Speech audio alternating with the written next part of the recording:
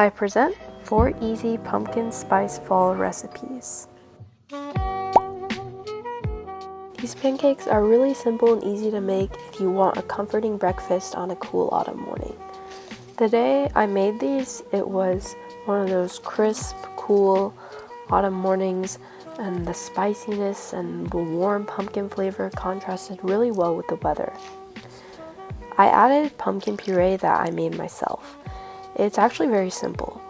Basically, you just cook pumpkins in the oven at 350 degrees Fahrenheit for 45 to 55 minutes. I linked the video I followed in the description below. As you can see, with this fresh pumpkin puree, the batter turns a bright orange color.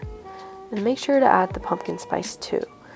The cinnamon and the nutmeg really complement the pumpkin and is activated by the sugar that we added. The recipe says it yields 8 to 10 pancakes, but I only ended up making about 6.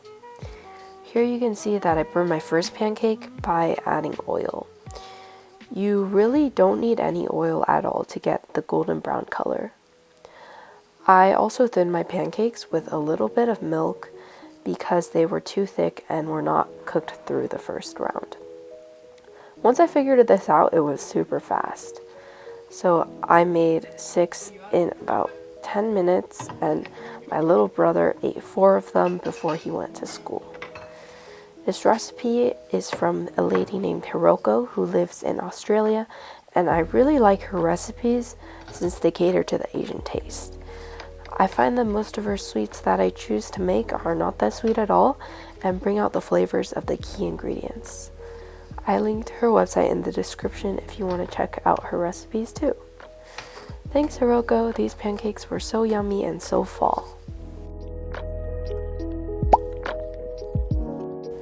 Next, I made these authentic Chinese fried pumpkin pies. This is a classic Chinese dessert you can order in a lot of Chinese restaurants. It's interesting to me that a lot of countries actually share the same fall foods. So I used this really nifty rice cooker spatula to knead the dough together, and then I went in with my hands to roll it out into a cylinder and cut it into 8 equal pieces. As for frying, I used coconut oil to fry the pies so I would smell like coconuts for the rest of the day, and it made the outside really crispy.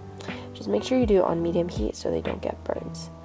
I really like the crispiness of the fried outside skin contrasting with the gluttonous, gummy inside.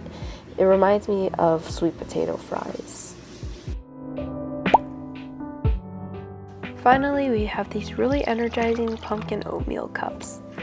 These cups are kind of like a chewy granola and a good pick-me-up if you need a nutritious morning or afternoon snack. I'm sure that you can substitute the oats for flour if you want to make healthy cupcakes instead. I finished using the rest of my pumpkin puree for this recipe, and as you can see, just like all the other recipes, it makes the batter this beautiful bright orange color. I'm just using 3 cups from the big red bag of old-fashioned whole rolled oats from Costco. The add-ins also add a nice crunch and texture to the otherwise chewy and soft oatmeal cups in this recipe. The taste kind of reminds me of compact cinnamon and spice oatmeal.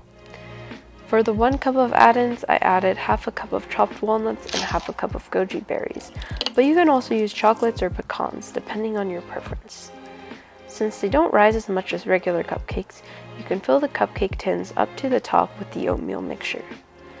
Bake for 28 to 30 minutes at 350 degrees Fahrenheit, and voila! It smells like pumpkin pie, and you have a delicious batch of hearty oatmeal cups. They're so robust, you can stack them in a tower, and the taste gives me such a cozy and warm feeling, and it's really chewy and has a good mouthfeel on the inside.